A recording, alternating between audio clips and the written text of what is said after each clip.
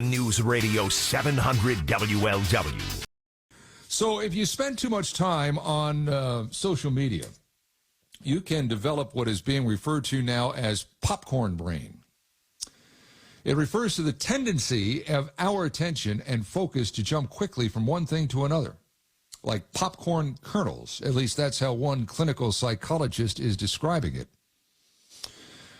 Research done by the University of California at Irvine determined that the average attention span on any screen, your phone, your iPad, whatever, average attention span on any screen before switching to something else decreased from 2.5 minutes 20 years ago to 75 seconds in 2012 to just 47 seconds as we sit here today in 2024.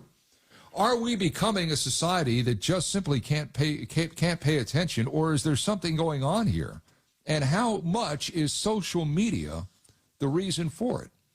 Standing by is Dr. Francis Murphy. We've had the good doctor on the show before. Not only a healthy living expert who's been treating patients for more than 3 decades, he has worked with countless patients with ADHD. And Dr. Francis Murphy, how are you on this glorious Saturday? I'm doing great. How are you doing? I'm doing well now that you're here. Let's talk a little bit about this. We know that a lot of people have trouble concentrating.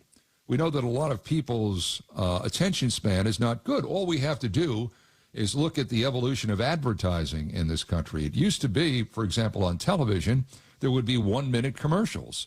That quickly went to 30 seconds, and now there's some as short as 10 seconds because people are distracted. Or perhaps there's something else clinically wrong with them. But we know that that's a problem. How much, in your opinion, does social media play into that? I think it plays a 25 to 50% part in it. And as we get, as time goes on, the group that's affected most by it is the kids during their developmental stages of life. So it becomes a bigger and bigger problem. So it's programming, and it's literally a great name for what they put on the radio and the television and on the internet, social media. It's programming. And so if you could get your message across in a tighter span of time, and so now they're selling programming to people for 15 seconds, and they get more money for it. So now everybody's gotten used to developing their message in a shorter amount of time. So now the human mind becomes programmed to only have an attention span for that amount of time. So it kind of sounds to me like it's cyclical. Like it doesn't necessarily start or end at one place. It just feeds into this problem of lack of attention, or to be, I guess, more concise about it, just, distractions. It seems like there's no beginning or end to this thing. Right. Well, they can't stay focused on a single task for any extended period of time, right? So the condition, it attributes to constant barrage of information and stimulus from these digital devices and the internet and these streaming devices that wear the human mind out. And it just, the lights, the neuroskeletal, their skeletal geometry is deformed because they're hunched forward and their skulls are forward, and it doesn't lead to an overall healthy situation in any respect. They lose sleep. Now they're drinking energy drinks, and we know that has a really bad overall effect. And it all kinds of adds up to these short attention spans and these troubling lowering IQs of people, and that is very troubling. There's a lot of studies showing that IQs are dropping with each group that comes along. Sure, and not only IQs, but communication skills. We have developed at least a couple of generations here that they don't talk on the phone anymore, or they don't want face-to-face meetings. They want to text, Or they want to use some other platform where you don't have to physically interact with somebody. You're basically interacting with a keyboard. And to me, that's as big a problem as what you just outlined. When you and I both know how many times that we've texted somebody and they've gotten the wrong impression of what you're trying to communicate. Absolutely. It's a terrible way to communicate. There's no intonation. It could be a variety of ways you take somebody's text. And I know people like Chicken Little, they just jump off the deep end on the wrong side of the tracks. Mm. But the toothpaste is out of the tube, Doctor. It is. I mean, it's never going back to phones with landline phones with cords. It's never going back to somebody getting a phone to actually talk on the phone.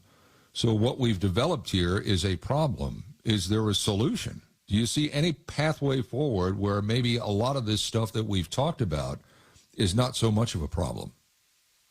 I do, but it would take we have to get smarter instead of dumber. And good luck. That is a major stumbling block there for humanity. But I will say that if the parents take hold of the whole idea of this from the very beginning, and they explain and teach, and people learn about how this dopamine, how it develops dopamine in your body, and it excites your body, and you get this 20-minute or 10-minute or 5-minute or 2-second thrill that goes away, and it needs another stimulant in order to get you there again. It's like drugs, but it's like a slow titration of drugs into your system, like all day long. Yeah, I love telling this story because I see it. It's not anecdotal. I've actually seen this, and I've seen it multiple times where you'll go out to dinner, and you'll see a table where there's presumably a mother and a father and a child, and the kid may be 5 years old, 7 years old, whatever. And the mother and father are both on their cell phones, and the kid's got an iPad or something in front of them that's playing something. And I'm looking, I always look and I say, do these people, do they exist in the same house? Do they talk to each other? Do they have any commonality? Because I'm guessing the parents aren't texting each other, and I guarantee you they're not watching the same insanity that the kid's watching on the tablet in front of them. And I remember I saw that for the first time, and I looked at my wife and I said, ain't that America right there? I mean, it's kind of sad in a way. And I don't think getting smarter is going to happen. And I don't think taking these devices away is going to change much. I think there's got to be some sort of, as I think you alluded to, parental control on some of this so that it doesn't fester into a bigger problem when Junior turns to be 21, 25 years old and he's a social misfit that has absolutely no social skills. But that's what we're developing right now. Yeah. Can't remember their own name. Yep. Yeah, I agree. You said it best. Yeah, I to me, it's absolutely astounding. Does this in any? I mean, I know you treat patients with ADHD, which is that is a major affliction. That's a major illness. This is different than ADHD, is it not? Oh, absolutely. And I don't treat any disease. I don't believe in that. Diseases are named and they are trademarked by, the names are trademarked by the AMA. A lot of these things have names simply for the task of coding them, insurance and payments like that. ADHD is a breakdown in the parasympathetic nervous system. The sympathetic and parasympathetic nervous system are responsible for that fight, flight, freeze, or that rest, digest, and heal.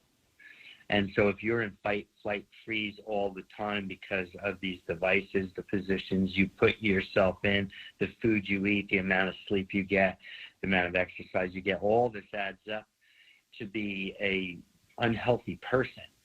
And you have to take control of each one of these things before you can get complete control of your brain, your nervous system, and the way your brain pops around like that.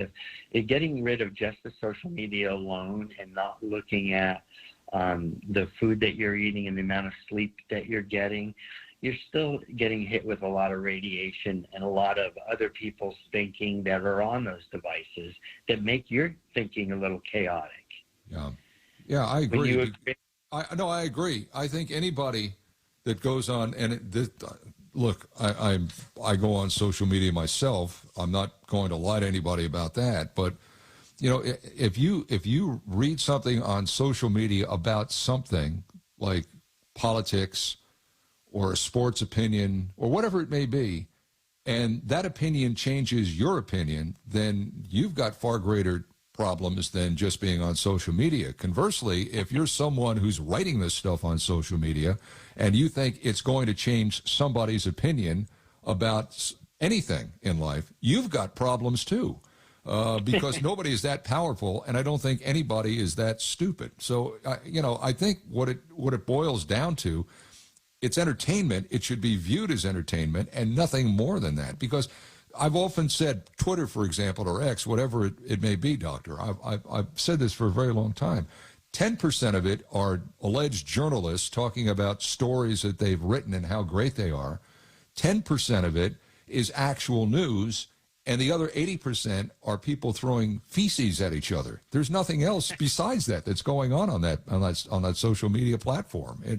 I don't do Facebook. I'm guessing Facebook is the same way. Nothing is real on those things. Nobody is as they appear on those things. And the minute we start thinking that way, we're in trouble. You can't trust anything now. Everything is a deep fake. Everybody's selling something that Elon Musk invented last night. Yeah, it's that and more. Well, listen, good insight on this, Dr. Murphy. We had John before, just terrific, and this too is great insight on this. And I think there's one message I think you're trying to get across is just kind of cut down on what the amount of time you spend on these things, and more time on what's really going on in life. We used to say years ago, I hate to be the old guy shaking his fist at the clouds, we used to say, stop and smell the roses. But it really and truly does. And by the way, they smell a hell of a lot better than an iPhone. Trust me on that one. Doctor, thanks so much for your time. We appreciate it. Thank you so much for having me.